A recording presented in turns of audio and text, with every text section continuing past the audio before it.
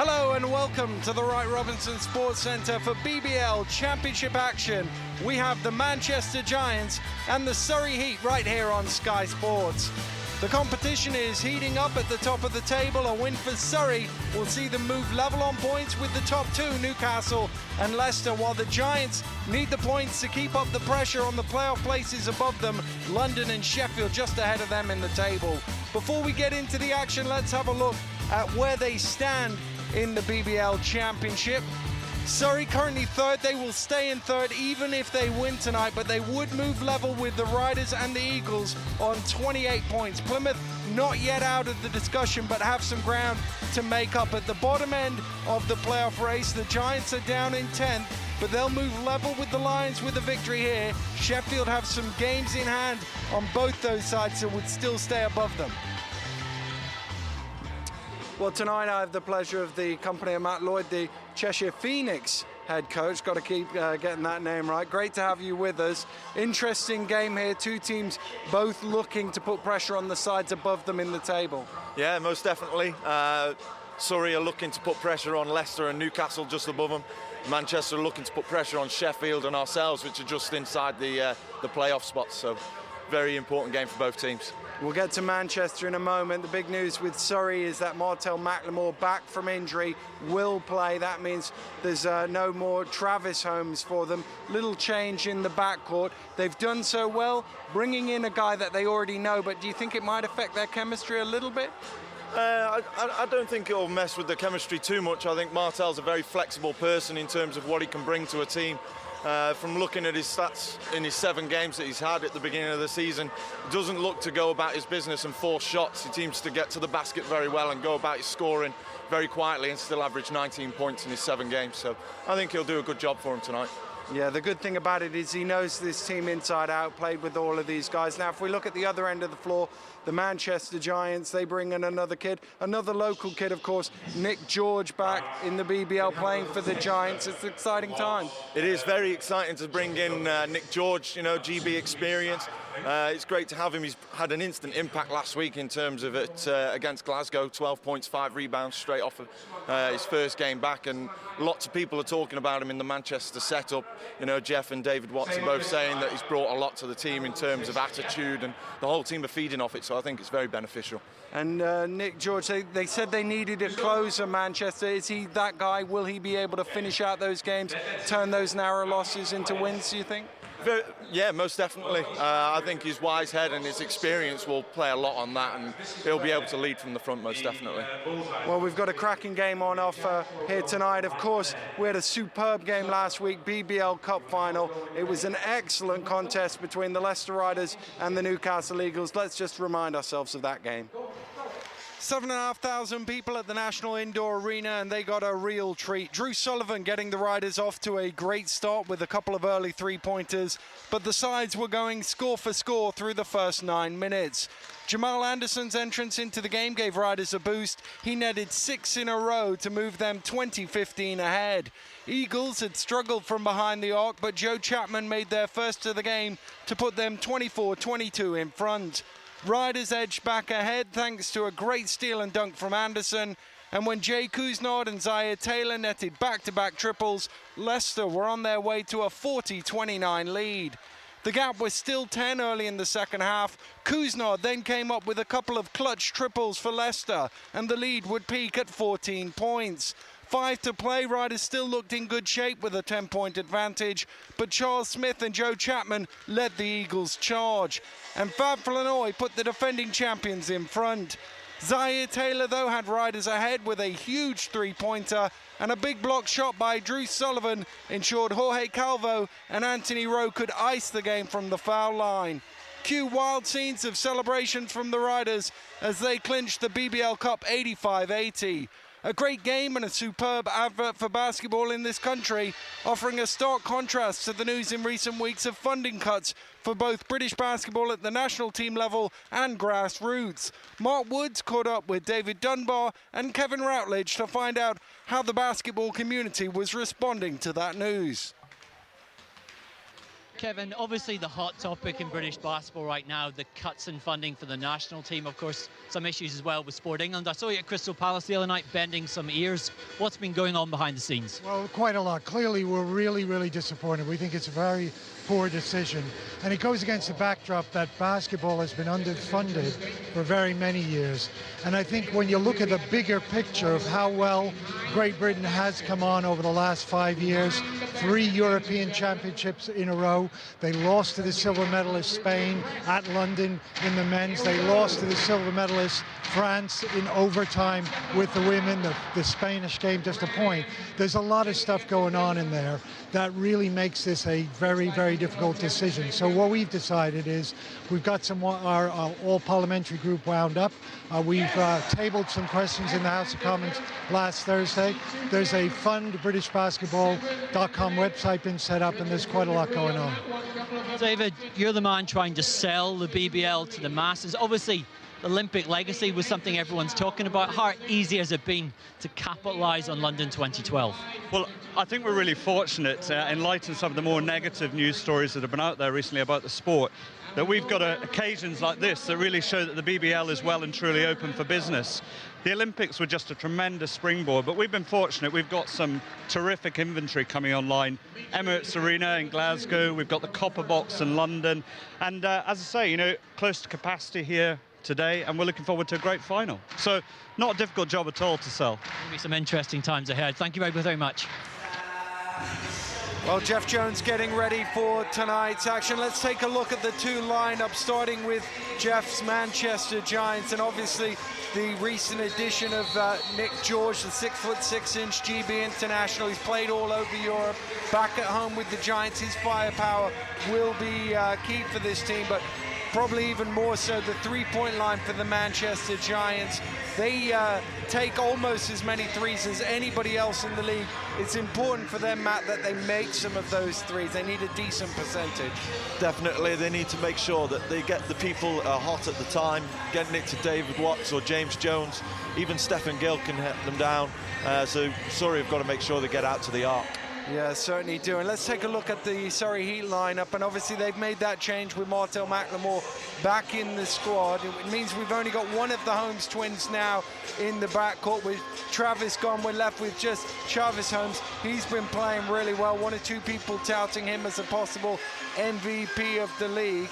It'll be interesting to see how they cope with that little change. But we talked about the Holmes twins. Let's talk about the other Holmes. Frank Holmes, he's such a big, strong guy in the interior for them. The way he attacks the offensive glass as well. He will be a handful for the Manchester Giants. Definitely. If they can get the ball in early to Frank Holmes, they'll get Giants in foul trouble, which will hurt them later on in the game. And Frank Holmes will have a field day under the basket, rebounding and scoring on putbacks. The other thing about Frank, I mean, we see Dave Alliot. I'm sure he's going to have a job there trying to guard at some stage Frank Holmes. But you mentioned foul trouble. That's perhaps one thing Frank's got to watch a little bit. He's occasionally prone to the odd early foul. We saw a game earlier in the season where Surrey played Newcastle. He got himself into early foul trouble, and that leaves them a bit thin on the inside the Heat. Yeah, definitely. He does get into foul trouble. He tries to go for a few too many blocks, which does hurt him later on. Yeah, that's always the problem with the shot blockers, is sometimes if they don't quite time it, they can pick up some cheap ones. We're ready to go then here in Manchester. It's Holmes, well, the ball goes up very high. It was Holmes against George, and the referee says we're going to have another go at that.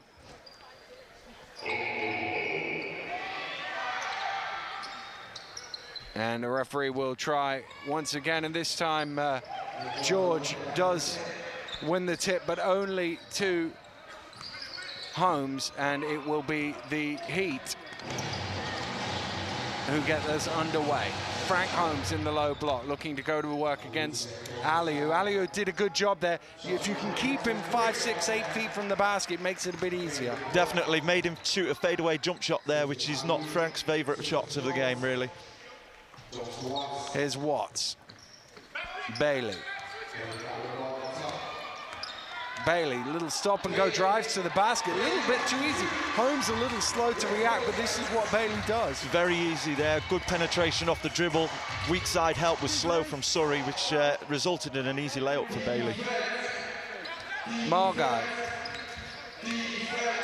skips it round to Cuccelli on the far side. Round the screen, tough shot again, but he knocks it down. There's a good use of the screen there from Frank Holmes, just on top of the elbow there. Nice pull-up from Cuccelli. Watts to Bailey. Here's George with his first touch, looking to attack the basket to the finger roll. That'll count for Nick George, and we've been talking about him right from the start of the show. He shows us exactly why. First play that he gets the ball, he's demonstrating his skills and what he's learned, and that's what he's going to bring to Manchester. And if he continues that for the game, then Surrey are going to have a real problem on the hands. And really, it was that explosive first step. It almost, and we saw it on the previous play from Bailey, like the Heat were a little slow to react to that first step. George converts the three-point play. That's the difference between the two sides here in the early stages. Margai bringing it across the line. Holmes, Cuccelli. Back to Holmes. Shot clock getting low. Cuccelli's got to fire one up here as he penetrates through, gets it off just in time. It doesn't go. They've made one, but they've had some difficult shots here in the opening stages, the Heat. Yeah, Surrey is trying to get the ball inside early, and Manchester are doing a good job on the defensive end, not allowing an easy entry pass into the post. George is blocked by Cuccelli. Great offensive rebound by Watts. Didn't quite get the ball under control, ended up traveling with it. Yeah, potentially a big danger there. David Watts coming in from the outside. He's averaging 4 offensive rebounds a game, and he'll do that all night and get a lot of putbacks. Well, he is tall, obviously, Dave Watts, but he's also pretty athletic, and as you say, he cuts in hard from the. If he's out on the perimeter, he goes chasing after. Half of the thing with offensive rebounds is an effort play. You've got to want it, got to go after it. Holmes penetrating through. George steals it away from him. Has Jones with him. What a pass to Jones. He lays it in and he'll go to the line for an and one, but what a play from Nick George with the pass. It was all a good combination there from Giants. Look at this round of back pass from George, straight into the hands of Jones for the easy layup, and the foul as well he converted. But it all came from Devon Bailey's good defense that generated a help side from George. And the three-point play is converted. Manchester leaping out to an 8-2 start, and they just seem a bit more alive than the Heat right now. Giants will do that every game. They look to come out very explosive. They've got a good rotation coming off the bench that will keep that energy very high. And right now, it doesn't look like the Heat are matching them with the energy levels as much as anything else. Here's an energetic player in Margai. Just slightly lost the handle, gets it back out. Again, the shot clock getting low for the Heat. Gonna have to go with something. Cuccelli, it's down to 3 now. Does he see it? I don't think he does. Oh, and with 2 on the shot clock, it's a kick ball on Aliou. It's an instant reaction as you jump up to put the foot out like that, but that's a bit of a blow with only 2 on the shot clock. Yeah, big blow to Manchester, but beneficial for Surrey. They can hopefully get a set and a score here. McLemore round the screen. Steps back. First shot back from injury is a little short, but there's Frank Holmes. We said he's active on the offensive glass. Doesn't normally need to run 15 feet out for them, but they all count. Margai attacks, and there's Holmes, where we normally see him on the offensive glass. Right underneath that hoop, followed in Margai very well on the penetration there. Watts with that quick release 3. You've got to get to him because it goes up so fast, and he's very effective. Even with his height and a hand up, he's still very effective. You've got to put a tall guy on him to try and match up against it. Oh, George gambled and Frank Holmes made him pay. It's one of them, if you don't come up with the steal, it's going to be a dunk for Holmes inside. Bailey, he tries the behind-the-back pass to Aliou. Now George, Jones, in a double team, has it knocked away, but illegally so. Martel McLemore called for the reach. But Surrey seemed to have just picked up a bit of life in the last minute or so. at the defensive end as much as anything else. Well, that's where a game can change, really. If a team alters their defense or steps up their intensity, the other team might miss it, and that could get them a 6-0 run or so. And Surrey have been very good defensively this year. Been impressed with their commitment to team defense. But here's George looking to threaten that, and he's certainly been aggressive in the opening couple of minutes. Very aggressive. Although Cuccelli matched up with him there and cut the baseline off very well, there was still no help side from Surrey. They need to start bringing that early. Margai penetrates. I think Jones got him at the end. Aliou had a little hand in there as well, and that'll be a couple of free throws for Albert Margai. But again, just a little stop and go, a bit of penetration. There it is across the wrist. And Margai will go to the line for 2. But I think Manchester will be pretty pleased with the way they've started this game. They've got three-pointer, a couple of three-point plays, 13 points on the board in only 4 minutes. Yeah, definitely a great start to the game. They're going inside and out, which is making Surrey struggle on the defensive end. Second one doesn't go, but because the rebound bounced out long, it came to Cuccelli. He fires up, and he's pretty effective with that mid-range jump shot. Yeah, very good. Coming off the dribble as well as catching off the screen. His 15-foot jump shot is very high percentage for him. Little zone press coming from the Heat now. Tried to be broken, but with the long pass. Should never go with a long pass. Yeah, Gill looked at his hands like it might have slipped, but you're right. It was a poor pass, and it ends up in 2 points the other end. Gill this time brings the ball over the halfway line, hands on to Jones. Jones around the screen, he fires up for 3. That's a little short. Good rebound from George. Can't get the putback to go. Aliou's in there fighting for it. Ball's still loose. George diving on the floor, so too is Holmes. Eventually the Heat come up with it. His body's still on the floor as McLemore attacks. He goes off the glass, can't convert. Neither team able to get a score or a defensive rebound. And the referee's just gonna call a timeout because there's a damp patch on the floor where all those bodies fell down last time down. And Manchester will get it from the side, but neither team able to put the ball in. Great work on the offensive glass, but neither of them capable of scoring. Yeah, great intensity there. An early shot from James Jones coming off their rim there, and both teams going after that board very hard. And it was equally matched by both teams, and eventually Surrey coming out with the ball but couldn't convert at the other end. Well, back with the action now, and Gill moves it on to George. Round the screen, George fires up from 19 feet. There's Watson. Aliou going after the offensive rebound again. Maybe Aliou needs to recycle that one back out. 2 guys around him, definitely needs to kick that ball out. Chance now for the Heat to level the game. Frank Holmes has it. Spins. Too strong off the glass, and Gill with his pace racing down court. Now he hands over to George. George squares up, and he's bumped out of bounds. Referee, no call, just as he went out of bounds. George thought he got fouled there as he got knocked out of bounds by Margai. Referee said, no, that was clean, and it's a Heat ball. Yeah, I think Albert had a very good defensive stance there. He got nice and low. He made sure he cut that baseline off, and he was there first to the spot. If anything, there could have been a charge call, but Margai stayed on his feet. Here's Margai going the other way. So into the game for the first time, gets his first up. Cuccelli short on the 3, rebound for Watts. George wants it down in the low block, and Cuccelli all over him. He sort of rolls his eyes, but it was an easy call for the official on the wing there. He was all over the back of Nick George. Yeah, they seem to be trying to rough up Nick George a little bit, Surrey, and it's going to hurt them, definitely, if they don't rotate the people that are marking him. Steph Gill runs to the baseline to inbound. Gets it to George. Watts on to Gill. Gill drives in, explodes to the basket, finishes the lay-in.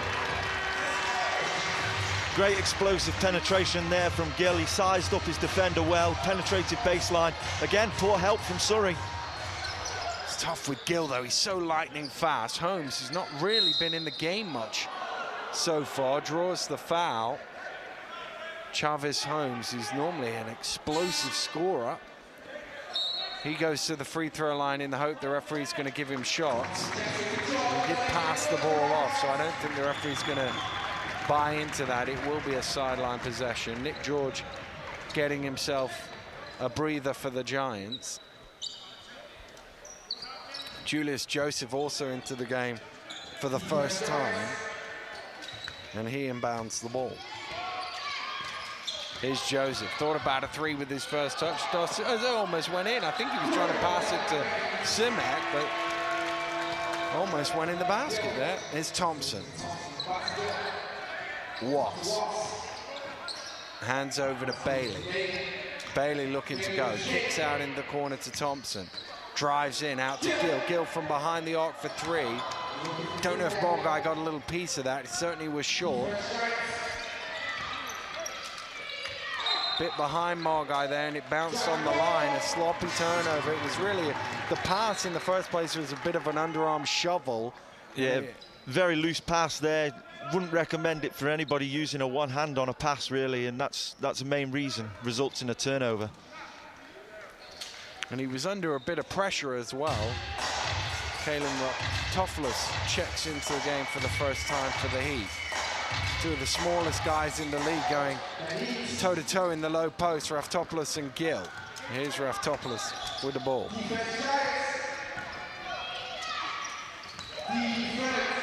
Holmes penetrates in, his shot doesn't go. Rebound comes out to Bailey.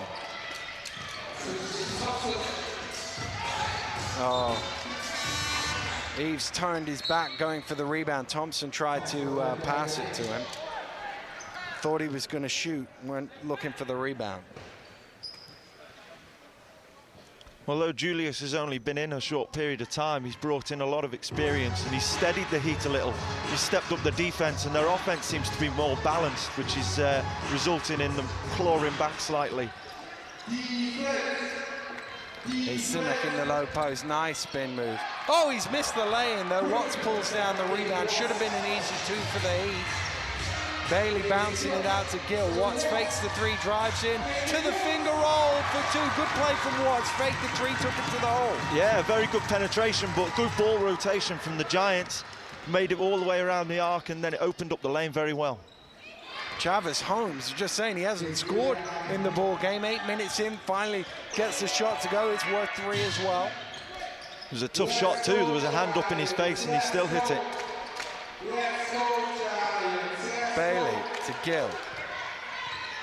Bailey trying to back there, Gill, sorry, trying to back down Raftopoulos, gets his own rebound and converts, and that's just poor recognition, Raftopoulos. When the shot goes up, you've got to box him out. Yeah, just because you're the point guard doesn't mean that you haven't got a rebound. Once the shot goes up, you can't just go to that outlet position. You've got to stay under the boards. Especially with Gill, he's so athletic, he can rebound really well, actually, and there's a foul there on the reach from Thompson.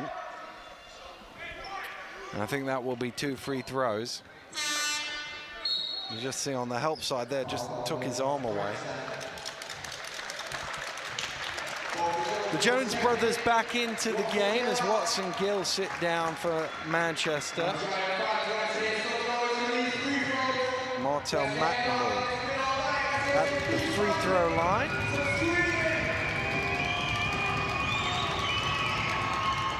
Looking for his first point since November, when an ankle injury sidelined him.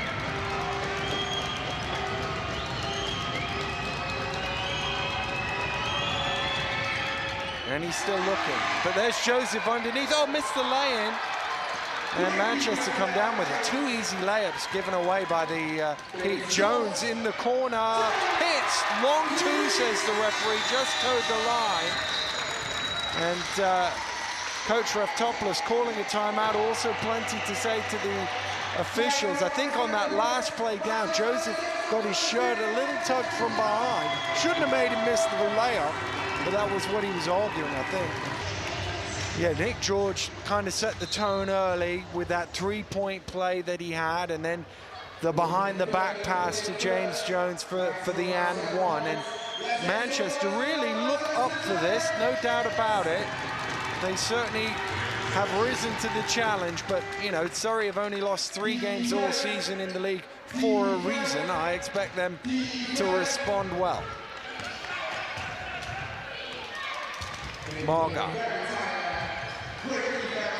Joseph wants it down low against Jones, backs him down, and Joseph wins that matchup all day long.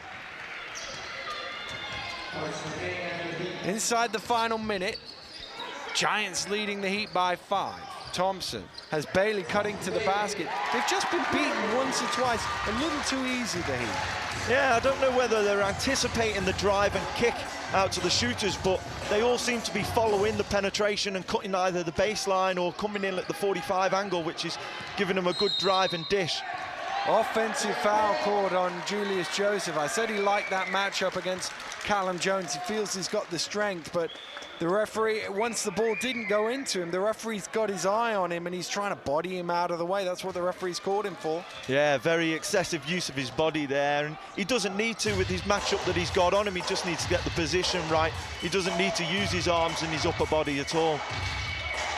Here's Thompson, round to Eves. Eves looking to penetrate. Just absolutely blew past Simic there. There's just no help. Albert Margai and Simic are on the edge of the key, 1 foot inside. They need to be there looking to take the charge or at least put pressure on the shot. Bailey with the reach in, knocked the ball loose, is called for the foul. Turned to one referee and said, that other guy didn't get it right. And the referee said, well, actually, you can go out of the game if you like. I can only assume he must have a cut, Messi. That's the only reason why the ref can take him out of the game like that. Must have a slight cut. Got to shoot this one up. McLemore on the first quarter buzzer doesn't go, airballs it. But Manchester Giants doing very well here against the Surrey Heat. 25 points on the board. They've been really aggressive at the offensive end. Yeah, definitely. They're penetrating to the basket hard. They're driving, they're kicking.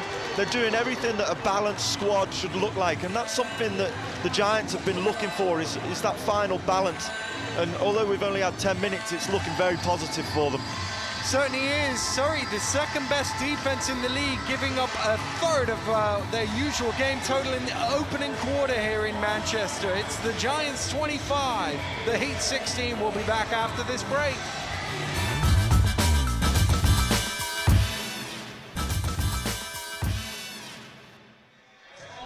Welcome back to Manchester, where the Surrey Heat have some work to do here at the end of the first quarter. They trailed the Giants by 9. Giants will start with the ball in the second quarter, so this could get out to double figures. And we've been talking a lot about, and Jeff talks about it himself, about Manchester's inability to close out games. So that will be in the back of their minds, but if they can keep this lead, build on this lead, it'll give them a lot of confidence. Yeah, momentum's with them at the moment. They've got to try and keep that, and the rotation will work.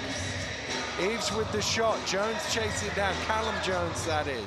Gill fires up from behind the arc short. James Jones this time with the rebound. Callum Jones attacks the basket. 2 offensive, if you give a team 3 chances to score, more often than not they will. Yeah, definitely 2 offensive boards there from both the Jones brothers, and both times went to Gill, but the third time Callum took it upon himself to get to the basket and resulted in a score.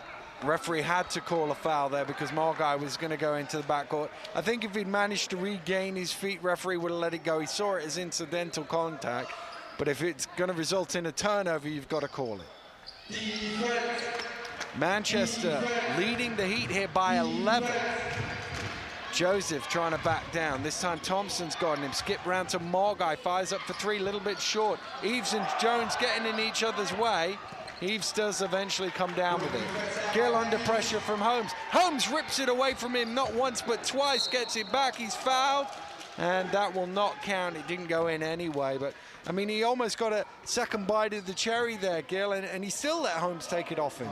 Yeah, you'd think that he would have maybe turned his body after the first time it got taken out of his hands, but he tried to go the same way, and Chavis was there waiting in a good position. Chavis Holmes, a very good defensive player. We think about him as a scorer, but he leads the league in steals and assists for that matter. Martel McLemore gets himself on the board.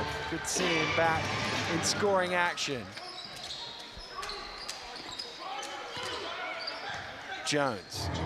Eves from behind the arc, hits from downtown. Ben Eves for 3, and the Giants' lead is out to 12. Yeah, again, it's another one of those players that you've got to get out on the arc. They'll shoot all day outside the arc there, any Manchester player.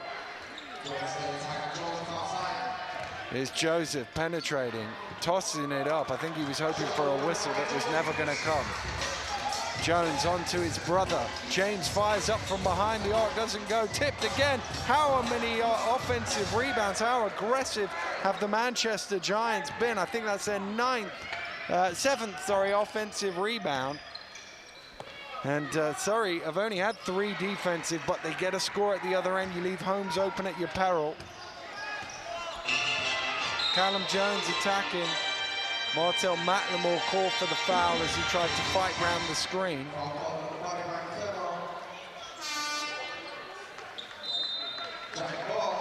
But let's have another look. Well, there's not much in it. McLemore arguing that the screen was moving. I think you can like tuck the whistle on that one, let it go, but referee called a defensive foul. Here's Eves, thinks about another 3, and he drags Holmes away from the basket. And that's the thing, if you bring Frank all the way out to the 3-point line, it makes it a totally different defense out there. Yeah, definitely. They could have done one or two things there. Obviously, they took the penetration route and got the foul on Frank. But if they did a quick ball reversal there, Frank's out of the hole. It's an easy penetration from the weak side.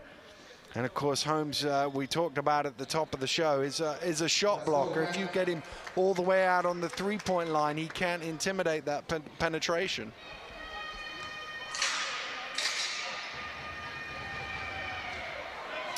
Eves' first free throw is a little bit short.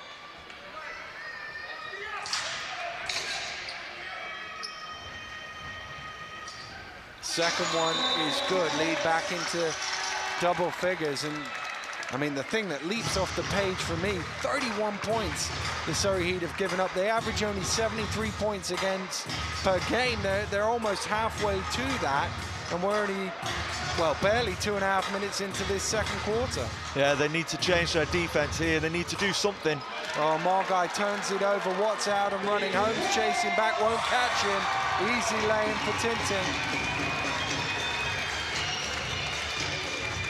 There's something about the Heat. They don't quite seem fully at the races. We've seen flashes and glimpses, but not quite there. Frank Holmes inside jams it down. He wants the foul there as well, but it was a very persuasive dunk there and a good pass from Holmes. There's Nick George, who really started the show. Skips it round to Jones. Bounce pass down to Callum Jones. Inside, good work from the two brothers.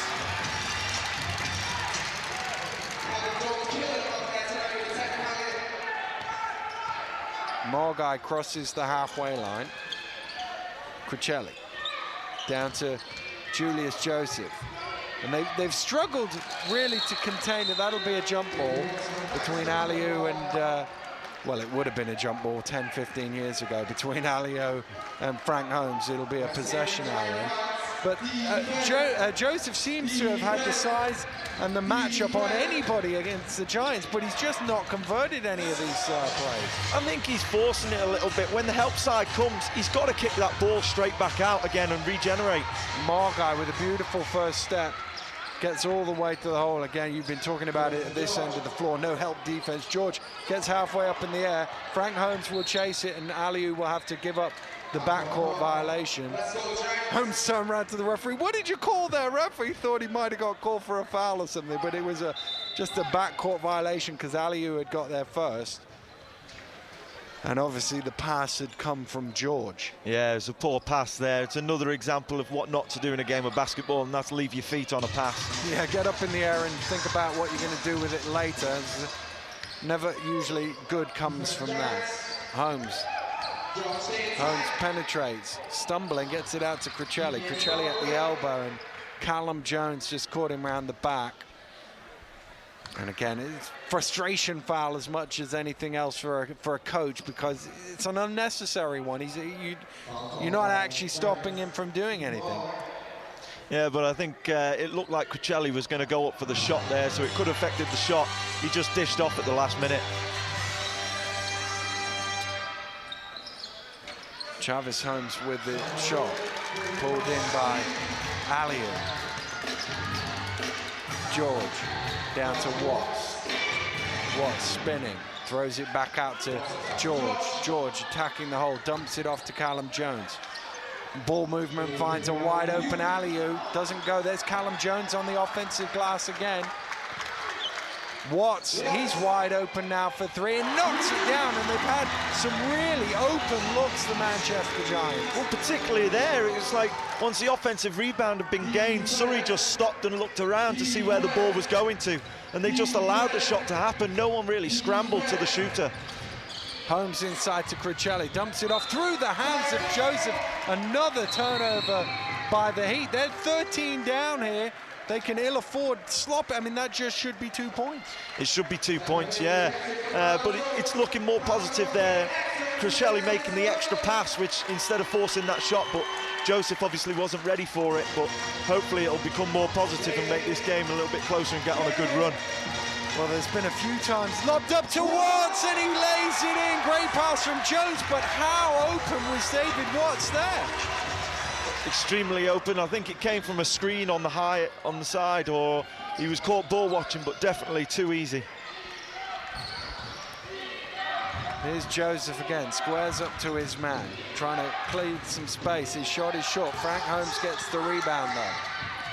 15 down here, the Heat. Remember, victory for Surrey puts them level at the top of the table on points. There's going to be a foul on Sam Crucelli, I think it is.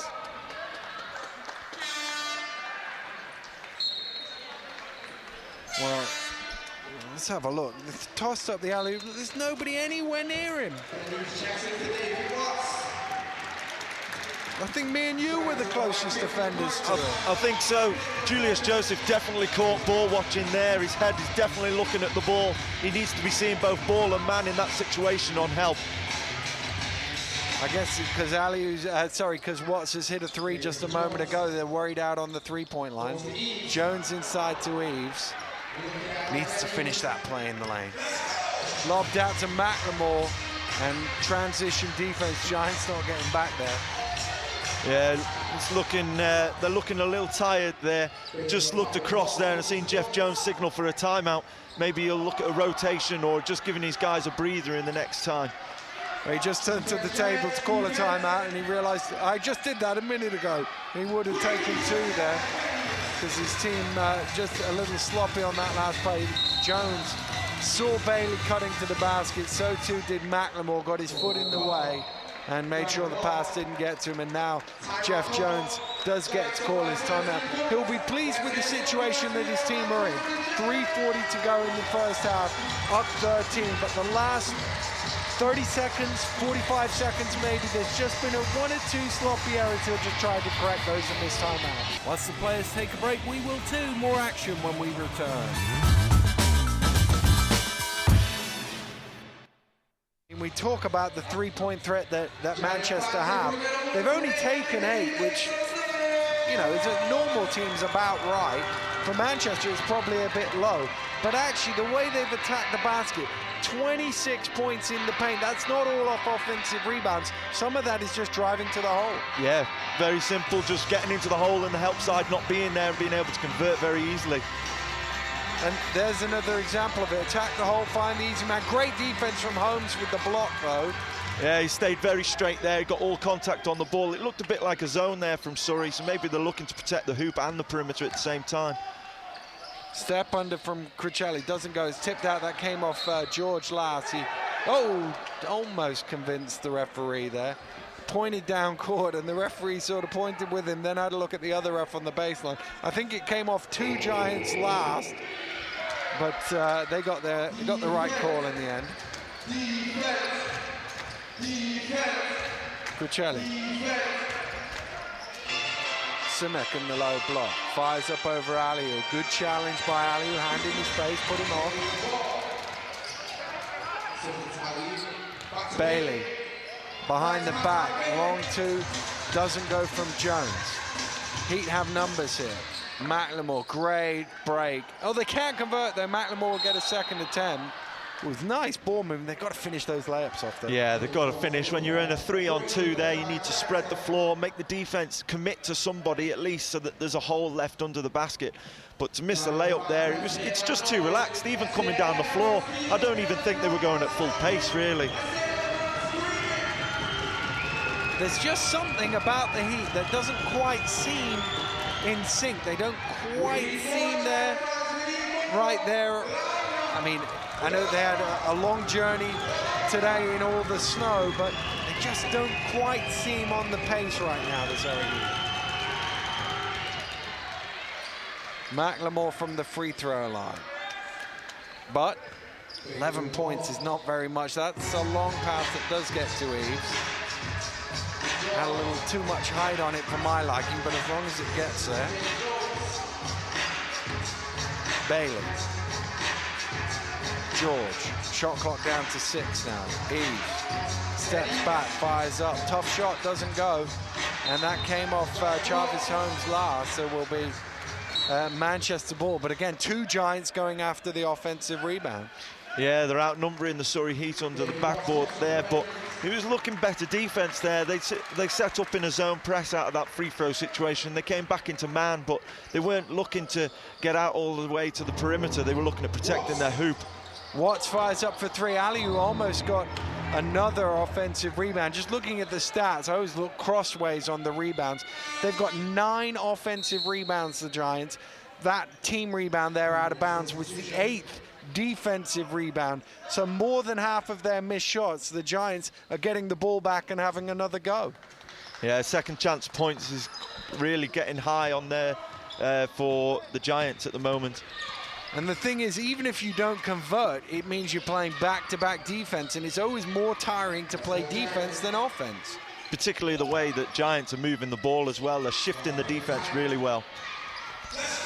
McLemore fires up from behind the arc, off the front of the ring. Rebound, Bailey kicks it out to Watts. Watts did well to pull that in, finds George. George lays it in, great play from Watts there. Yeah, great fast break, good long pass there from the back court all the way up to Watts. Good court vision there to get the pass through to George for the layup. Raftopoulos penetrates, lobs it up towards Simek. Simek catches, has a dribble, and again, the defense didn't really react very well to that.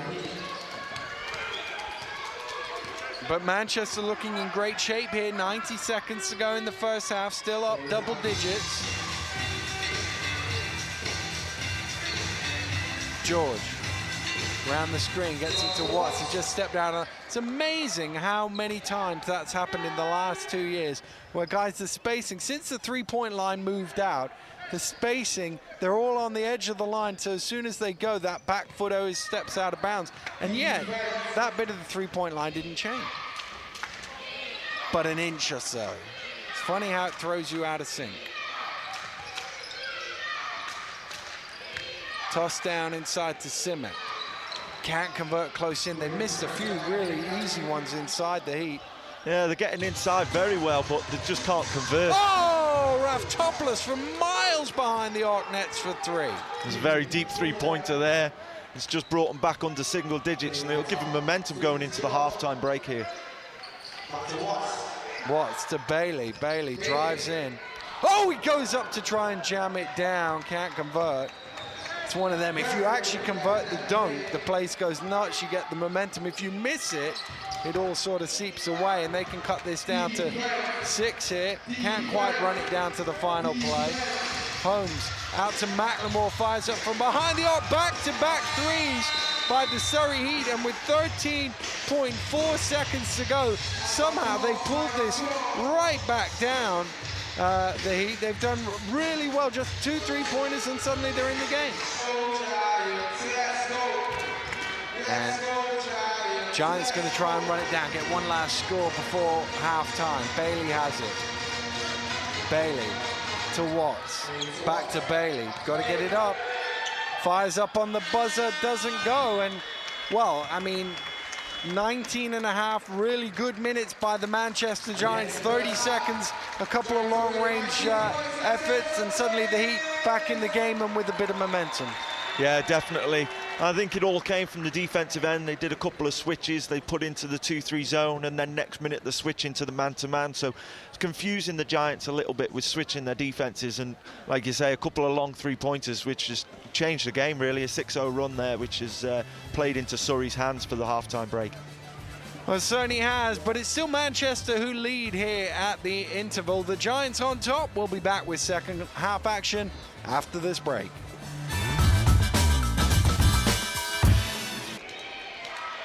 Welcome back to Manchester, where Krion Raftopoulos and his Surrey Heat find themselves 42-36 behind to the Manchester Giants, but the Giants really could have been in a much better position here. A couple of late shots by the Heat at the end of the first half, and suddenly it looks a lot rosier for the Heat than it did perhaps a minute or two before halftime. Yeah, definitely. Giants could have been up a lot more, but I think they just relaxed a little, and that just let Surrey back into the game. Jeff Jones with his hands out there. What sort of inbound pass was that, he said, as his team almost contrived to turn it over. Good ball move, much better passing there, and it ends up with two. Yeah, great backdoor cut there from Devon Bailey, and then the dish off into Eves. A nice easy two. And that's what they'll want. They want to regain that momentum, re-establish themselves at the start of this third quarter. Here's McLemore. Crucelli fires up way short. Rebound by George.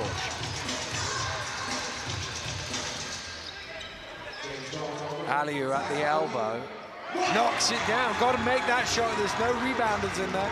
Yeah, he was at the elbow. Ben Eves was just about equivalent to him, maybe just behind. He had to make that shot, but simple basketball, pass and shoot if you're open. And suddenly it's back into double figures, and all looks a lot better in Giants land. Crucelli looking to go, and Bailey had a hand on him right from even before he put the ball down. As soon as you start to dribble like that, referee's going to make that call. Yeah, it's always on the dribble. As soon as the ball has gone into your opponent, you need to check your distance, and then that hand needs to come straight off. Martel McLemore to inbound for the Heat. They trailed the Giants by 10. Remember, Surrey can go level at the top of the table. Jeff Jones going nuts on the sideline. Thought Holmes might have shuffled his feet. I think he had a case as well. Holmes fires up for three. Doesn't go off the back of the ring. Eves goes up to the top floor for that rebound. Here come the Giants. Good pass on. Oh, super play from the Giants. Yeah, great fast break. All came from a good rebound.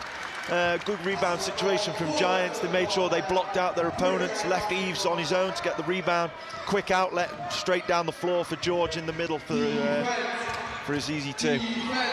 McLemore looking to drive. Good defense from Eves. Out in the corner is Margai for three. Boy, did the Heat need that. Yeah, it's just pulled them back in with touching distance there. Bailey offered the screen from Aliu, takes it, gives it to George, turns down the three. That's the second time in the game where Eves has gone ready to get for the rebound, and actually his teammate was going to pass it to him. But let's have a look. What about this for a pass? Great play from Jones, and a good finish as well. Still work to do there for George. Yeah, he found himself just underneath the hoop. I'm not sure if he wanted a little bit more for an alley-oop on the far side of the basket for a dunk, but it came near side and he had to adjust mid-air, which was a good finish in the end. McLemore under pressure. Crucelli follows in, tips it home. 7 points between the sides. The skill goes past Margai. Good hands from Travis Holmes. You see why he leads the league in steals. He can get his arm out into that passing lane like that. Yeah, he's anticipating the pass. He knows where he's going. He's reading the face of the ball carrier, and you can just see where that pass is about to go. Gill.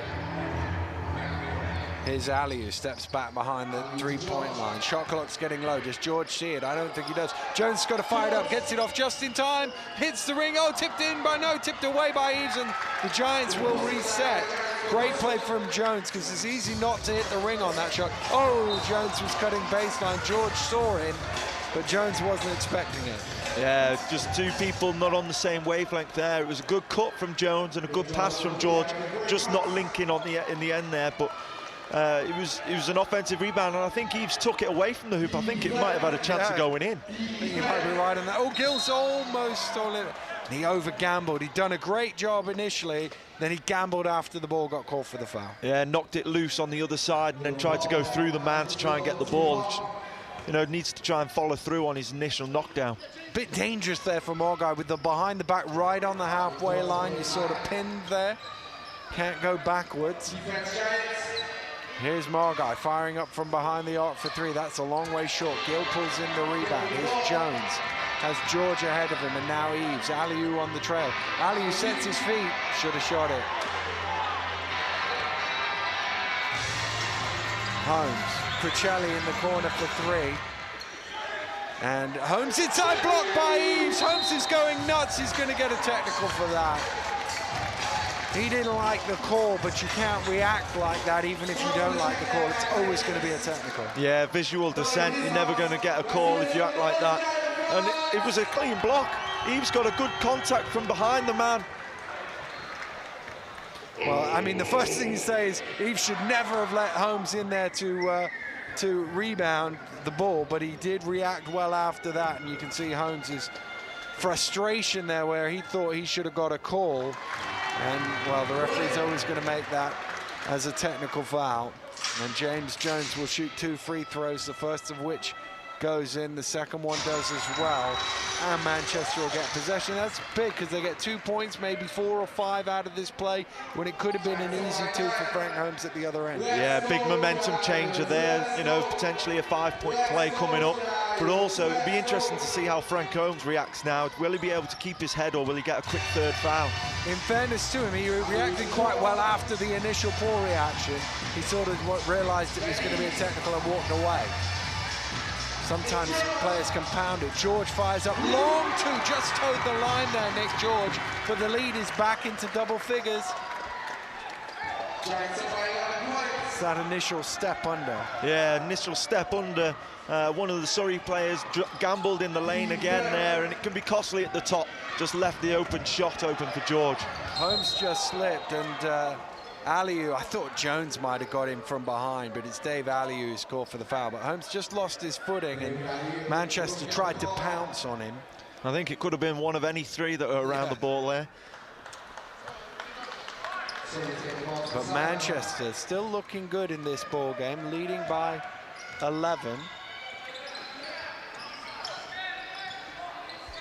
Holmes trying to go to work against Aliou. Good defense from Aliou, made it tough for him. Gill gets the rebound, has Jones ahead of him. Jones driving in, flips it underneath, can't convert. Never quite under control there. And Surrey run it back the other way for 2. Yeah, it was a good fast break from Giants, but James Jones just lost his dribble on the pick-up there and made him force another dribble and go for the reverse hook shot. And then that fueled the fast break for Surrey as well. Jones trying to make amends, but this time the finger roll doesn't go in. And a couple of easy ones that just get away from Manchester there. Travis Holmes fires up for 3, long way short. Did Jones get a piece of it? Here come the Giants. I don't know why Surrey are settling for that shot. It doesn't really seem to be part of their game. Usually they're looking at getting inside and looking for that 15-foot jump shot. Shooting from the outside doesn't really suit them. No, they're not really much of a three-point shooting team. I mean, they don't even take that many three-pointers. They're the lowest in the league in terms of makes. Only 4 makes a game, shooting at about 30%. So what's that, about 12 shots a game they probably take? 13 maybe from behind the arc, not that many. Oh, almost picked off. There's been a couple of times an inbound pass just been a little bit sloppy. They've tried to throw one cross-court or all the way up the court like that. Yeah, loopy passes from the inbounds, it's never a good idea. Anyone can anticipate that and try and get a steal, and it's easy to pick off in some respects, as it was clearly shown there. It was nearly a steal. George, mid-range, doesn't go. Aliou had the inside position, but the ball went too far away from him. His marker skips it cross-court. McLemore keeps it alive, and George diving at it, and really in that situation, Macklemore is not doing anything with that ball. He's going to do well to just keep it in bounds. Manchester have this thing that you keep hearing it, oh, we don't close out games, we need to learn to close out games. If you get 15, 18 points up, closing out a game is not an issue because the game is all good hands from Eves to knock that away, and Jones can run it back to Watts. Watts attacks the basket, off the glass for 2, but as I was saying, if you can build a lead, closing out a game is easy. If it's close, that's where it becomes difficult. Yeah, definitely. I think you've got to be on the upside to try and be in a confident position, but even closing out a game and when you're leading by single digits is tough. Holmes with the pull-up, inside position from Dave Aliu, did the boxing out, then got the rebound. Jones just lost the handle for a second. Eves wide open for 3. Jones ran from the three-point line to keep it alive. Good hustle from Callum Jones. Could have given up on that one, refused to do that, and they get a second chance. Yeah, great follow-up, getting the offensive rebound, but also Gill as well, just controlling the tempo of the game, saying, no, we're going to set something up and look to get to the hoop, which he's just done. And Simic, their classic big man mistake, standing up, gets the intimidation. Soon as the ball's there, goes chasing after it. So is a defensive foul. When you see someone like Gill coming at you and he's, you know, just under half the size, just about half the size, you're just trying to, I'm blocking that ball is the mentality he's going with. And the problem is such is the elevation of Gill, he could probably go over him. Definitely. Steph Gill at the free throw line. Manchester's lead is at 12, and as Matt says, now it goes out to 13. It's kind of bounced about that. Surrey got it down to, what was it, 6 at halftime. It's been up to 14 or so, I think was the biggest lead. Macklemore. Cuccelli. Margai driving through, out of control. Blocking foul is the call. Home fans do not like that. They thought Jones might just have got there. And in the, I mean, we'll see from the replay here whether he quite gets there. Ooh, he's not quite square on, is he? No, he was late to the play there. He was just coming off his man. The contact wasn't quite on his chest. It was above his, it was around his shoulder region. The referee had to call something there. There was a lot of contact, and it was the right call. It was a good block. It was a blocking foul. It was a blocking foul, but the way you get that sort of question mark in your head, Margai looked a little bit out of control, and then you think, well, you kind of side with the defense on that, but I think you're right. He wasn't quite in position. Close. Surrey with a bit of full court pressure. Again, this little 2-2-1 zone. Manchester deal with it quite well. Takes some time out of their offense, though. Watts left open, thought about the shot. Joseph recovered well. Now they've got to think about going to the basket here, getting something, because the shot clock's getting low. Gill fires up, just gets the home court roll there, Steph Gill. It almost bobbled out, but then dropped back in. It was fantastic hang time there from Gill as well. He just stayed in the air for a long time and still managed to get the shot to drop. Cuccelli had a little space. Watts closed him down. He's got great elevation, Gill, hasn't he? Simic, short. There's been a little bit short from the heat. And Gill wisely slowing it down. Gets set, goes down low to Callum Jones, back out to Steph Gill, fires up from behind the arc, a little bit short. And Cuccelli pulls in the rebound. It's lobbed out. Great pass. What an outlet pass. Macklemore, all he had to do, catch and lay it in. Yeah, great pass there from Margai.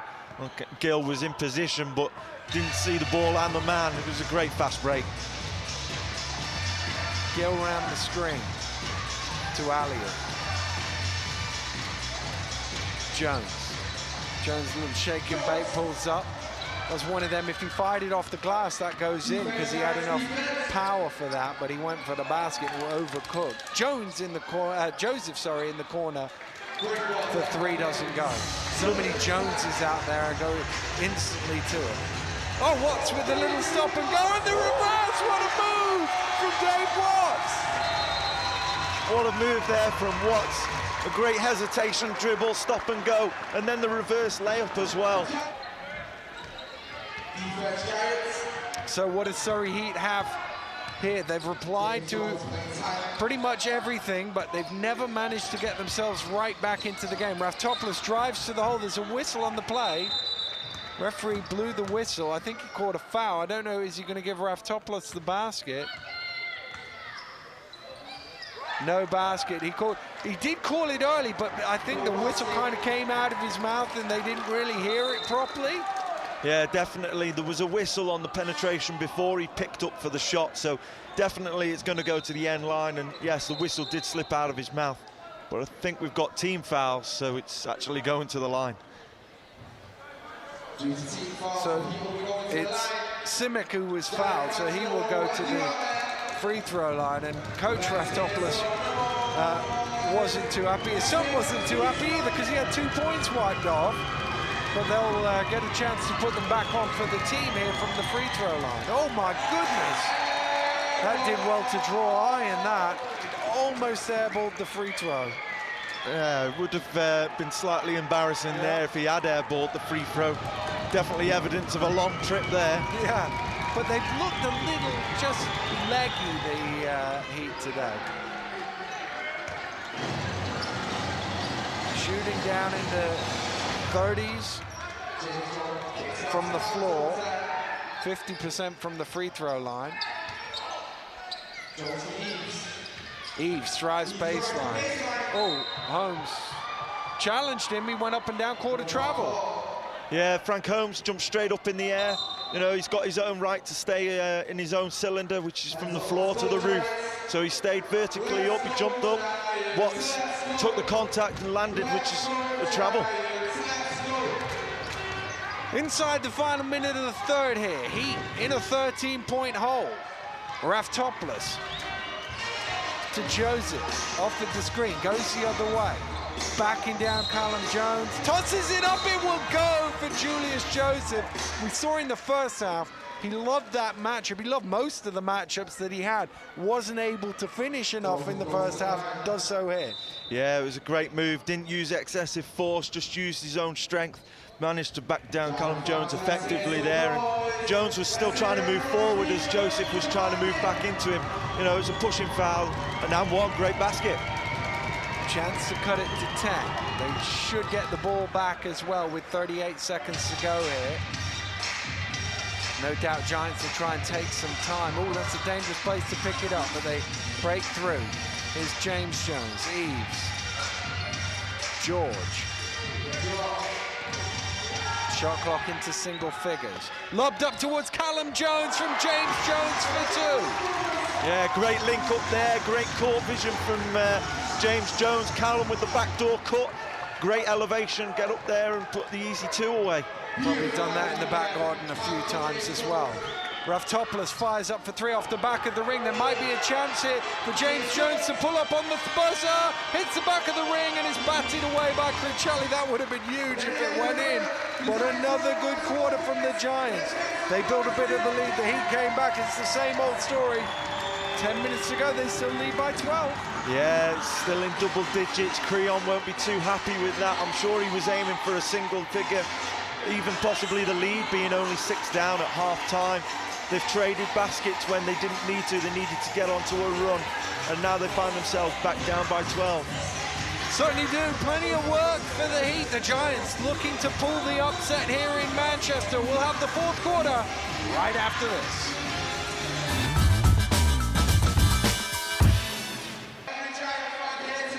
Well, Jeff Jones said at the start of the show, he's been saying it all season, if truth be told. We need to learn how to close out games. His team lead by 12 with a quarter to go. Now would be a very good time to learn it. Raftopoulos. Joseph. Crucelli. Raftopoulos up around the screen from Holmes. Holmes is open for a second. Raftopoulos still has it. Back out to McLemore. Shot clock getting low as McLemore shot rims out. Rebound Watts. Jones has it. Jones, good pass around to George. George, oh, he slipped. I think he's okay. He's slow to his feet, so it's 5-on-4 here for a second. McLemore running down. Oh, what a block from Watts! Almost saved by Jones. And the referee's just gonna get the floor wiped up at the other end where Nick George went down hard. What about that? Yeah, great block there from Watts. Timed his jump perfectly. Managed to knock the ball away. Very clean. Great defensive play. Still a heat ball, though. McLemore. Raftopoulos running the screen. Fakes at the 3. Comes into the elbow. Fires it up. Knocks it down. Down to 10. You just get the sense there's still one more decent run in the Surrey Heat. Whether blocked by Holmes. It's whether the Giants can withstand it and reply. Yeah, definitely. Surrey have come out. They've come out with a bit more intensity. They're looking to execute more on offense.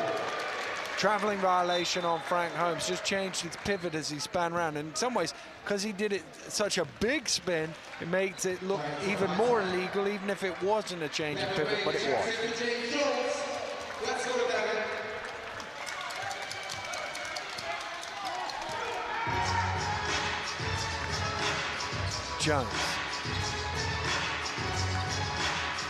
Jones turns the corner, pulls up. His shot, almost bobbled out, but it didn't, and that's good for 2. It's interesting that Travis Holmes not on court here. I know he struggled. Oh, turnover by Raftopoulos. George is off and running. George forces the top spin move to the finger roll, and it goes! Nick George will go to the free throw line for a bonus. What a nice spin. What a great move. Great move. Sized up his opponent well, seen where the gap was, went straight through on a spin move, went up and under, got the push in the back. It was a great and one play. Can he convert from the free throw line?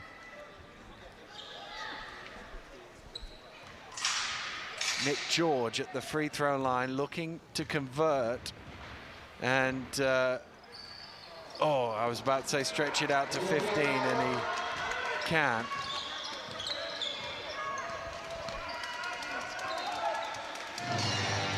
McLemore.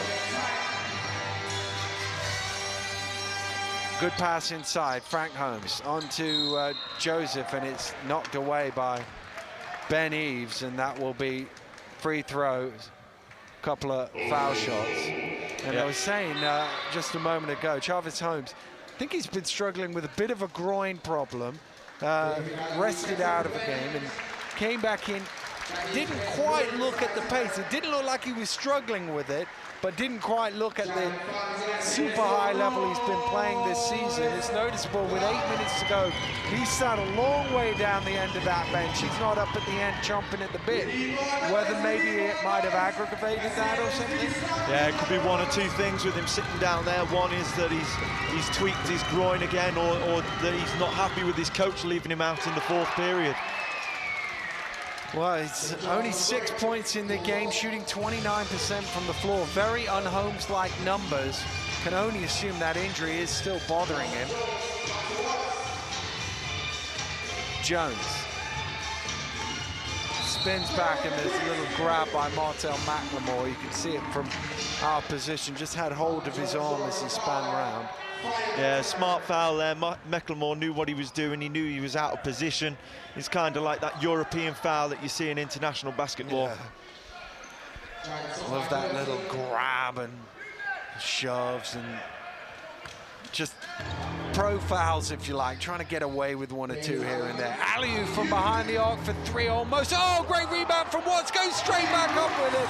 Dave Watts so active on the offensive glass. Yeah, there he is again, pulling down those offensive rebounds and getting his putbacks.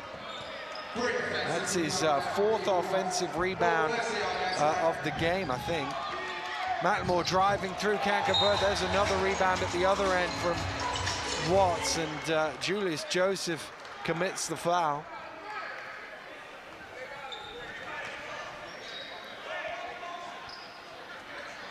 Well, it looks very good for the Manchester Giants with 7 minutes and some change to go in this ball game. They lead by 15.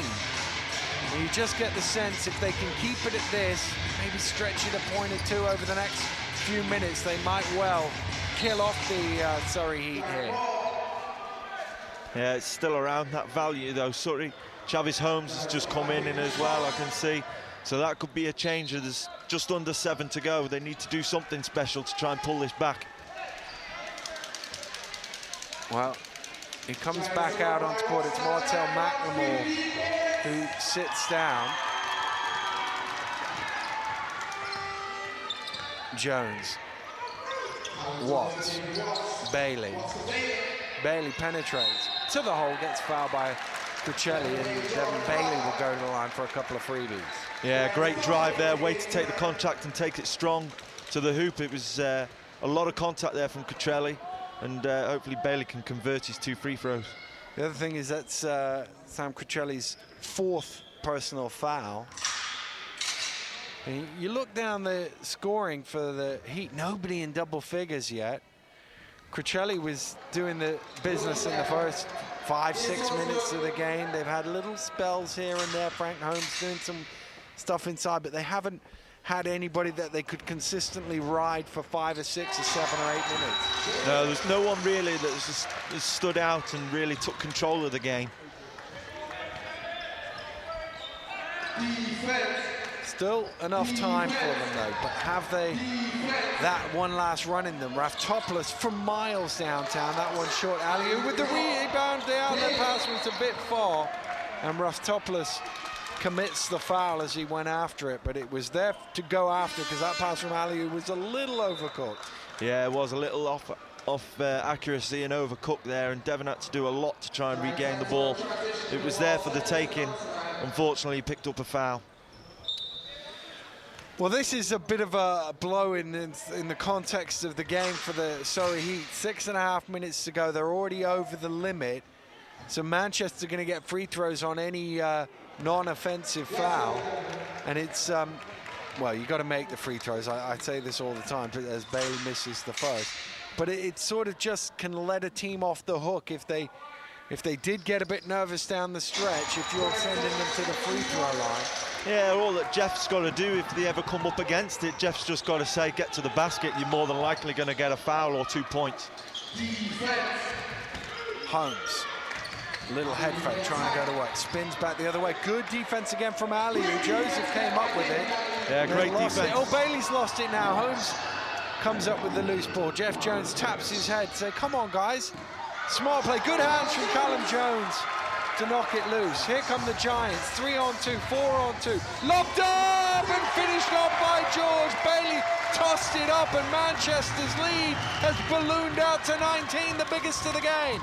Yeah, they seem to be keeping their foot on the lead here, and they're expanding on it all the time, which is good to see. They're actually getting hold of the game. Cuccelli spins, tough move. Doesn't quite go, and there's Dave Watts yet again pulling in a rebound. He's done a great job on the boards. Yeah, excellent job at both ends. He's making sure that he's cleaning up any second. Oh, Watts is open there underneath. Tossed up too hard, but Aliou with the rebound. They've absolutely bossed the rebounds, the Manchester Giants, out rebounding by 27 to 18, 28 to 18 in fact. And you have a look, there's a little toss play on that last one. Not quite there for the jam, but smart play from Nick George. If the jam's not there, just get the 2. Just making sure they get the 2, that's exactly right. Just needs to make sure that they get the points on the board just to expand on that lead. Yeah, the alley-oop dunks look nice, but they're still only worth 2 points, as are the layups. And really now, 5 minutes, 21 seconds to go, 20 seconds to go, a 21-point lead. I mean, what can Creon do here to try and spark some life into his team? He seems to have been in a matchup zone for a very long time. I think he needs to try and get out of that, get some pressure onto the Giants ball handlers, just to try and generate a few steals like they have done in the front court on the rebounding situations. And then the main thing is they've got to convert their shots. Yeah, the Heat not shooting the ball very well today, and that's not helped when the other team is dominating the rebounds, because you're not getting as much opportunity, you're not getting as many looks as Manchester have had. And you know, the other thing that really surprises me, 74 points the Manchester Giants have scored. Surrey Heat average less than that per game. There's still over 5 minutes to go. Defensively, they've not quite been on pace here, the Surrey Heat. Cuccelli. Oh, good pass. Yeah, great pass. Great pass. Frank Holmes converted. Now, the key thing here for Manchester is keep doing what you've been doing. Don't try and take air out of the ball. Don't try and run the clock and get out of what's worked. Do what's been effective for the other 35 minutes and finish the game off. Bailey out from behind the arc for 3, way off the mark. Holmes with the rebound. It was great defense there by Surrey. They have changed it up. They went man. They tried to get in the lanes and take an easy pass away. Trying to get it into Holmes. The ball is still loose on the floor. Alley-oop comes up with it and turns it over, and they've just done that on a couple of occasions, Manchester. Come up with the steal or a rebound, then giving it straight back. It's like they're trying to get out on their fast break far too quickly before they've got control of the ball. They need to just slow it down and make sure that the outlet's there and ready before they start running. Jones drives through, gets it out to his brother. Watts from behind the arc, got caught on that. Almost went, but he'll go to the line for 3 free throws as he's fouled by Julius Joseph. Yeah, it wasn't not exactly a smart play there. He made sure that he contested the shot, but to foul a three-point shooter it's very damaging towards the team. Good foul shooter as well, Watts. A couple of weeks ago here, made 3 free throws with half a second to go to force overtime. Watts makes the first. And really, it's just about execution here for the Manchester Giants down the stretch. Play some defense, go after the rebounds, run your sets, make your free throws, you win the game. Basically, yeah, it's all down to controlling the pace of the game as well now. You know, they're bringing Nick George back in, and they're just going to try and slow the game down and move the ball around the outside just to create the space so that they can get a shot within the last 10 seconds or so of the shot clock. Well, you'd have got long odds on Manchester leading Surrey by 20 as that shot is blocked after the foul with less than 4 to play here. Very long odds indeed. That judged to be on the floor. Heat players were looking for some free throws there. Joseph's shot is long. Kept in by Margai. Cuccelli looking for the pass, and when he couldn't get it through, just took the shot instead. Yeah, he looked to get the ball off, but he just took the shot himself, went in. Nick George stepped on the line there. Good pressure from the defense, but got to recognize where you are on the court. Yeah, definitely. They've stepped up their defensive pressure now, but running down the sideline with the ball is never a good option. You need to get the ball to the middle of the floor, get it in your point guard's hands. That deflected out of bounds. It'll be a Heat ball from the end.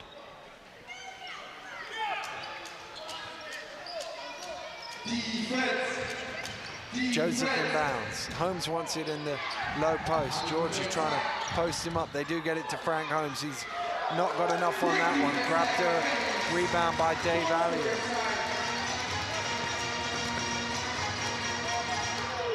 George. Eves. Backing down. Move the ball, shouts Jeff Jones. Bailey driving baseline. Gets it to Aliou. George. George drives in, got to shoot, gets it off. Did he get it off in time? No, he didn't. 24-second violation called against the Giants.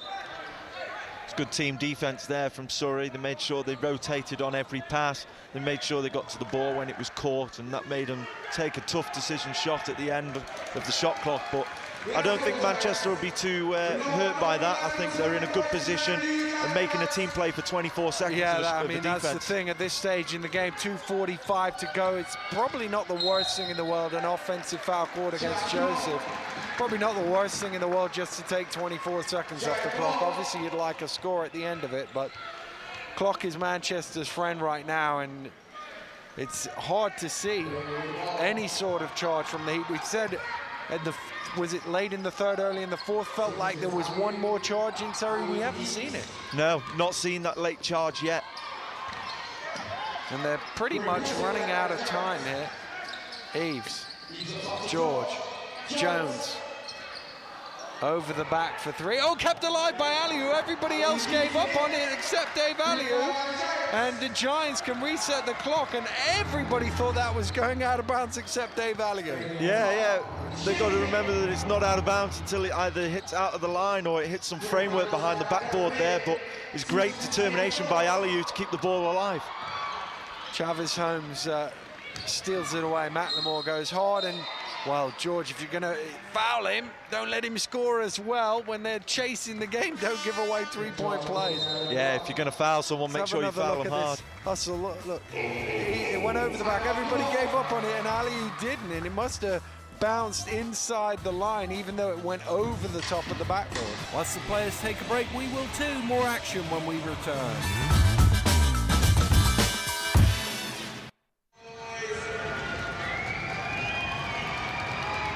But the three-point play isn't converted. Are they in foul mode here, Heat? They might well be. They seem to be chasing it. Oh, and they get a turnover instead. And really, if Jones just picks that up, he's going to get fouled and go shoot 2 free throws. But because he was trying to break free, he ends up turning the ball over. Well, yeah, and here it is, the scenario that the coach sees. Yeah, they were trying to get a steal or a foul from Margai. They didn't want Cuccelli to foul him. He was there just to contain. Offensive rebound by McLemore. Can't convert on the putback. Cuccelli's out of bounds. It will be a Manchester ball. Now they know the foul is coming, so don't run away from it, just take it. They get it back to George. In fact, the Heat drop off, they're not coming foul. Maybe they've decided this is too far back. George, round the back, gets it to Eves, bobbles through. It's another turnover. Yeah, it's another turnover. It's not going to hurt them. Oh, McLemore doesn't see it. Does come down with it. Still McLemore driving through. Did he walk with it? Yes, he did. Jeff Jones, just calm it down, fellas. Use our heads. Yeah, smart. Looking to take the time out the clock. And there's a foul. It's on Margai, I think. Could have been Cuccelli in there as well. But I think Jeff knows that his team has done the job here as Adam Slater gets into the game for the first time.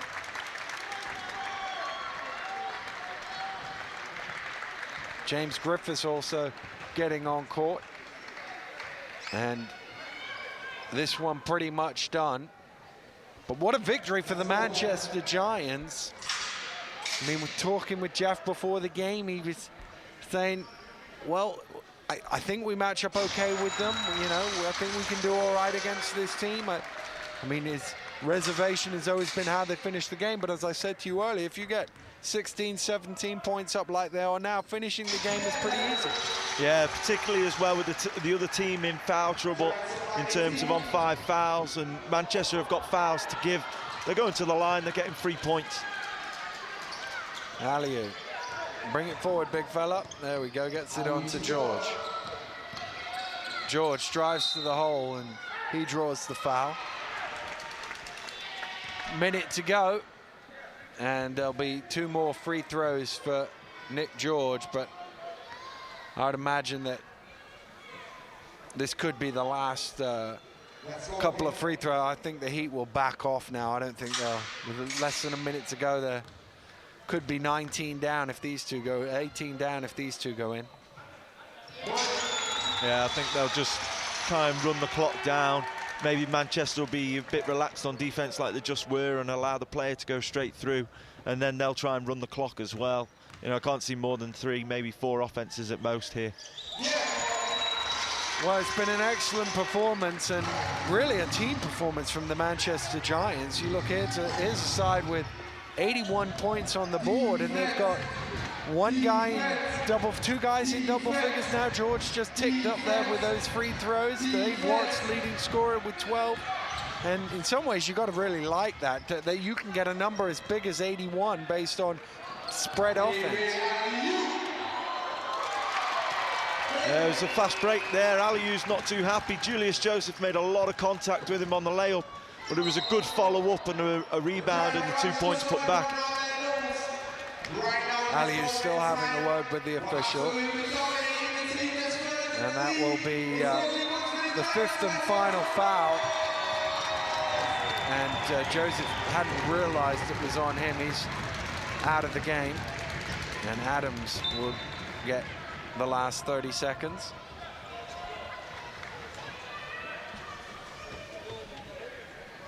But an excellent victory this is going to be for the Manchester Giants. It'll be interesting to see what it does for their confidence, for their psyche. I know it's not great for you and the Phoenix, but you've got to be impressed by the way the Giants have played today.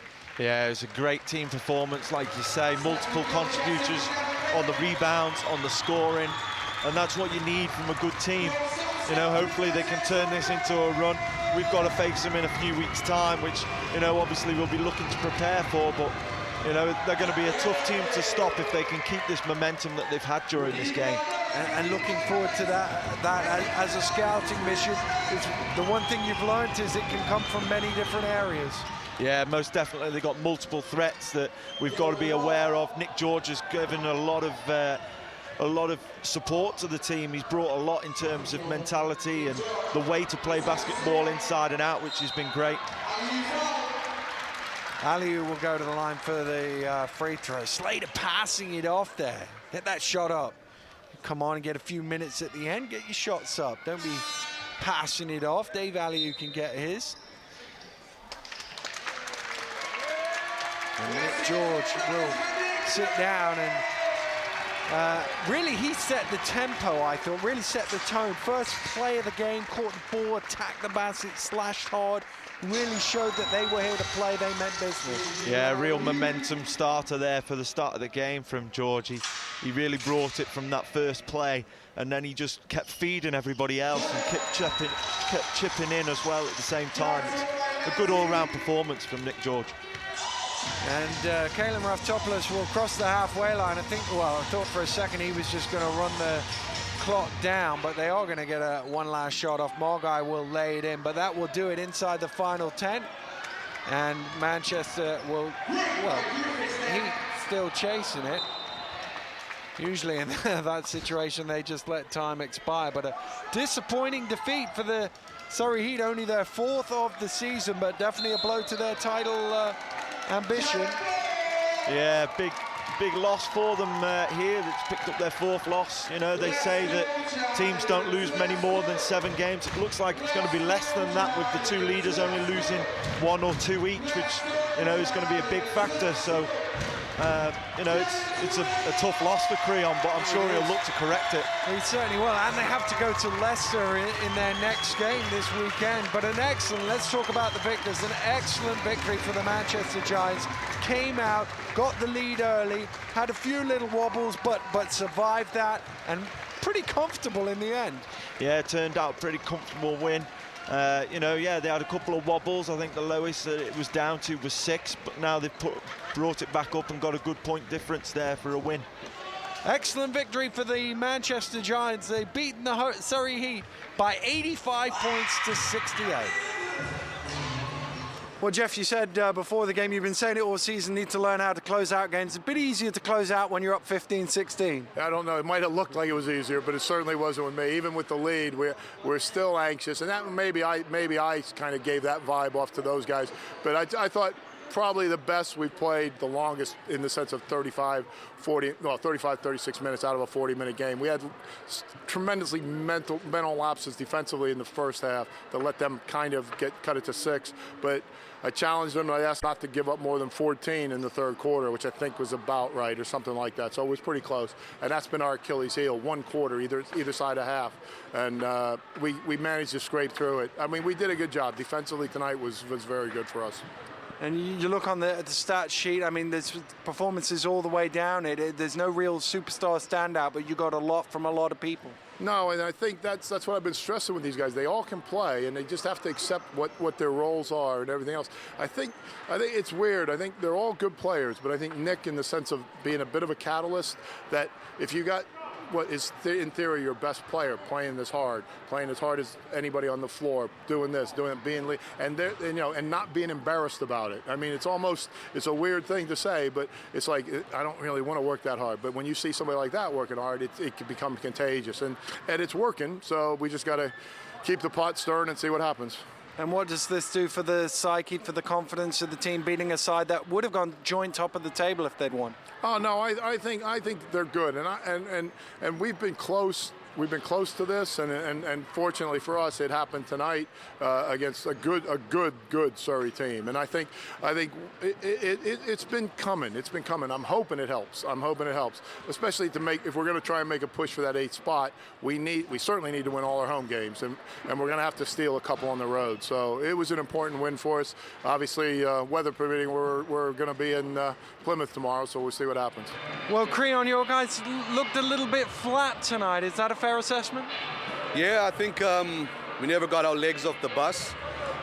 So, it's tough having almost a 6, 7, 8 hour journey just to come down and play the game. But, I can't take anything away from Jeff and his boys. They showed the hustle, they had the legs. They'd usually need to shoot a great percentage from the three-point line to win a game, which they never did. But they got those hustle points, ran some backdoor cuts when we are flat-footed. And that's why we're on the back end of a really tough defeat.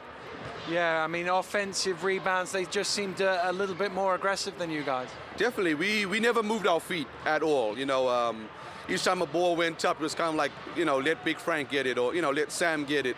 We had one person rebounding at a time, or 2 people. And if you're not going to do it collectively, you're going to struggle. Our strength has always been doing everything as a team, and we definitely never did that today.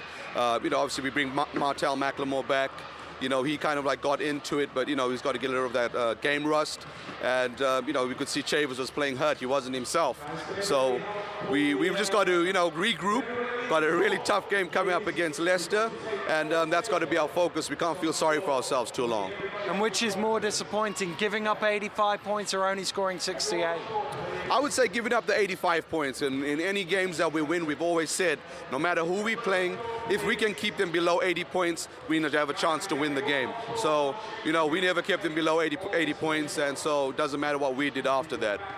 Well, Matt, if we look back at this game, really a lot about the hustle of the Manchester Giants, the way they rebounded, the way they attacked the basket, just wanted it a bit more than Surrey, more than anything else. Yeah, they came out very hungry in tonight's game. It proved it on the rebounds. They were having 2, maybe 3 guys around the hoop at both ends of the floor, offense, defense, and they were really fighting to make sure they got that rebound to either secure their offense or to get a second chance, basically. But they were able to also put the ball in the basket. I mean, 85 points is a good number. They shot the ball pretty well. They showed consistency, and the thing I like is we saw it from 7, 8, 9 guys. Yeah, it was a great performance across the whole board of players across the team, all contributing in the points area. It was an inside-outside attack. It was very balanced by Manchester, and they scored more points clearly by putting the ball in the hoop better than what Surrey did. Yeah, Surrey a little bit lethargic perhaps. I mean, they did have a long ride through the snow, whether that had something to do with it, but they didn't quite seem at the races today. Yeah, they came out very slow. They maybe got a bit of a first wind halfway through the first quarter towards the end there, and then it dipped again, and then they got their second wind about the end of the second quarter towards halftime, and after that, really, it was a game of runs, and they just traded baskets more so with Manchester, where Manchester went on a large run. Yeah, they could have done with the third and fourth win the heat. It didn't really come for them. Blow for them in their bid for the title. Very much an important win for the Manchester Giants as they look for a playoff berth. Let's round up all the results over the weekend in the BBL.